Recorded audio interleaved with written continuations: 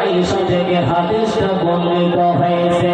আল্লাহর নবী বলছেন ক্বালা লাইসা আহাদুন মুহাসাবু ইয়াউমাল কিয়ামাতি। আল্লাহর নবী বলছেন যে মানুষের কিয়ামতের দিন হিসাব নেওয়া হবে, হিসাব নিকাশ নেওয়া হবে রে, ওই মানুষটা হালাক হয়ে যাবে, ওই মানুষটা বরবাদ হয়ে যাবে। আল্লাহর নবীর স্ত্রী বলেন কুলতু আওলাইসা ইয়াকুলুল্লাহ ফাসাওফা ইউহাসিবু হিসাবান ইয়াসিরা। আল্লাহর নবীকে বলেন ইয়া রাসূলুল্লাহ,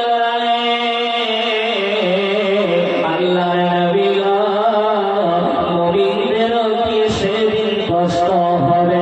আল্লাহর নবী বলেন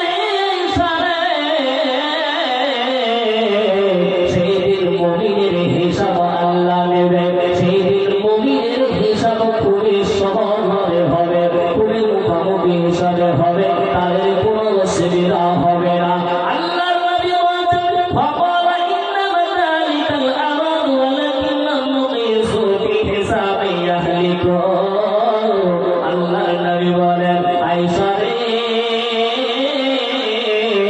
যার পুঙ্খানুপুঙ্খভাবে হিসাব নেওয়া হবে, হে মা আমার, যে আপনার একদম সব কিছু হিসাব নেবে না, আল্লাহর নবী বলছেন ওই লোকটা হালাক হয়ে যাবে, ওই লোকটা বরবাদ হয়ে যাবে।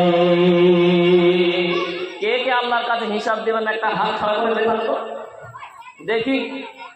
কোন বাপের বেটা আছে হাতটা খাড়া করে দেখান যে আল্লাহর কাছে আমি হিসাব দেব না, আল্লাহ যত ডাকুক আমি যাব না। আজকে আমরা পুলিশকে দেখে ভয় করি, আল্লাহকে দেখে ভয় করি না। আজকে